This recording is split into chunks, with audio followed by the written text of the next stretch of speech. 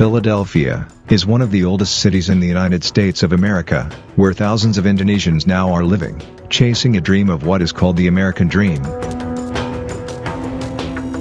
About 3 months ago, at the beginning of March 2020, the city was still running normally with all its residents' activities. Residents still enjoyed the warm atmosphere of restaurant interiors, including Asian restaurants. Businesses are still full of customers. Students were still going to schools. Residents were still playing in the city parks, welcoming the expected warm spring that is about to come. Just like any other residents of Philadelphia, Indonesian workers were still enjoying their hard-earned paycheck received from working in factories, restaurants, offices, or wherever else they work. However, deep inside their normal activities lies a sense of worry about a global threat that will jeopardize their safety in their daily lives. Within a few days, such worry becomes true. COVID-19 has devastated ordinary lives of citizens of the world, including those in America. There have been close to 2 million reported cases of COVID-19, including more than 100,000 reported deaths in America. COVID-19 has crippled many activities in the city of Philadelphia. I can confirm that the Health Department, in consultation with the State Health Department and CDC, have confirmed that Philadelphia has a case of the coronavirus. Philadelphia is now in the status of stay-at-home order. Now, the city of Philadelphia has suddenly turned silent. All of its residents' activities are drastically restricted. Members of the Indonesian community in Philadelphia is not an exception. The impact for the Indonesian community here in South Philadelphia is one about the students. They don't go to school and they have to stay home. There's a lot of people that lose their jobs and cannot provide for themselves and for the family. And because of the COVID-19, we cannot go to the church, we cannot go to the mosque. So that's the thing that we are losing. Routine religious activities in the form of worship or gathering, which the Indonesian community regularly holds to socialize as well as to worship, suddenly are prohibited. By losing the time of spending together in the place of worship like church or mosque, meaning we lose connection, we lose time being together, and that's really important in our community. It's definitely hard for the community because we have to shut down all the activities in the masjid, and unfortunately we couldn't reach out further for members' daily activities. And of course we meet each other, and of course the Indonesian culture, after worship we have food. Because of this situation we don't have time of fellowship, we don't have time to share the foods and share our story in the table. So that's what we miss right now. We only provide the online khutbah or lecture after the Eid prayer because we have to follow the instruction of the local government order.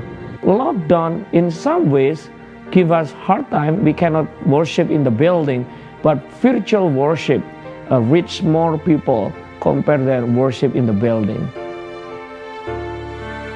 Many business sectors must be closed for an uncertain period of time. Because of this, thousands of Indonesian workers lost their jobs. Have a huge, tremendous effect on all of my work because my whole work is surrounded by crowd. You know, anything from concert to nightlife, bars, restaurants, even conventions. It is now non-existent. Saya nggak ada kerjaan karena mereka mengurangi jumlah karyawan dan saya nggak ada penghasilan sama sekali.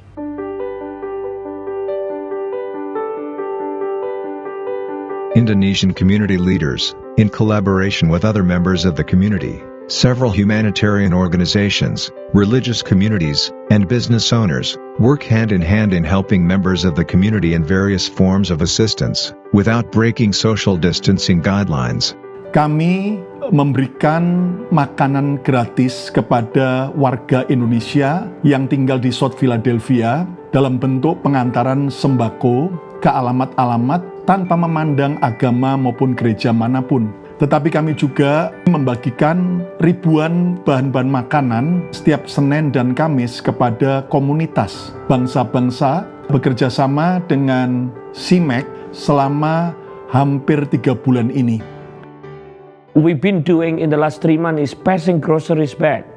After 2 or 3 months, I believe right now we're passing almost 100 plus groceries bag every Wednesday. We need that to help our congregation or our people because some of people in very desperate need. Ini sudah minggu yang ke-11, kita seperti biasa setiap Sabtu mengadakan distribusi care package ke saudara-saudara kita yang membutuhkan di South Philadelphia. Jadi biasanya kita sudah ada list namanya dari teman-teman sekitar kita yang kita tahu persis bahwa mereka kehilangan pekerjaan. Kemudian dari situ kita kasih mereka form. Jadi di form itu apa aja yang dibutuhkan. Dari list yang ada, kita langsung delivery ke alamat masing-masing. We come together and we collect donations within the community amongst ourselves too to give out care packages specifically for Indonesian community but also just anybody in the neighborhood. This is something that we do every 3 weeks and also we're going to continue to do this for the rest of the year for every month. We also join fundraising with other agencies, with other partners to help the Indonesian community in Philadelphia who is affected by COVID-19 by giving them some financial support.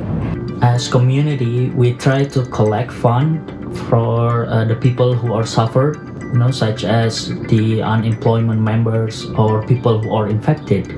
Financial assistance to alleviate the economic burden not only comes from fellow members Indonesian community, but also the American government. Bantuan juga dari school district bagi anak-anak berupa cash ya melalui EBT card. Jadi itu diambil dari dana lunch anak-anak di sekolah dengan kalkulasi yang mereka lakukan. Jadi para orang tua akan menerima EBT card sama dengan food stamp yang bisa dipakai untuk belanja makanan di rumah. We supporting financially with helping them filling up the application and completing the requirements so that they can get all the benefits available for them. We are so thankful there are member and family who get their rent paid by the city for several months. The state have a PUA, which is Pandemic and Employment Assistance, and the state level actually also give emergency cash for people that eligible to get food stamp or emergency money. They could get extra help. Now the federal government, the first one is from the SBA or Small Business Assistance, and also federal government giving stimulus money. Last month I got stimulus from government. It's helped me a lot. Yeah, it's help. Saya mengerti kalau orang yang baru sembuh, mereka mungkin takut kalau saya masuk kerja. Namun saya juga punya hak sebagai seorang pekerja full time. Oleh sebab itu sekarang saya coba untuk mengapply unemployment. Unfortunately, not all members of the Indonesian community can receive this financial assistance because of legal administrative requirements that cannot be met. Therefore, most members of the community inevitably have to keep working to earn money to pay their financial necessities. The challenge that we have, money, economic, or health. I do believe that we do need both of them because when we have money but we don't have health, then what is our money for? But if we not working, so then we don't have the money, then we also have a problem. Yes, we are in the same storm, but in different boats. It's hard for me to judge them or to assess them saying like, oh, that's not right, because we don't know their financial situation. I feel sad if they insist to go to work, but I try also to understand their situation. I think that's the dilemma in every places. So, what do members of the Indonesian community do to meet their economic needs in order to continue their life? And what about the actual danger of COVID-19 itself, the coronavirus? Are members of the community more afraid of experiencing economic hardship over the real threats to their health? There have been 7 members of the Indonesian community who died among more than 50 members who have been declared positive. Among them are still struggling in their treatment to stay alive.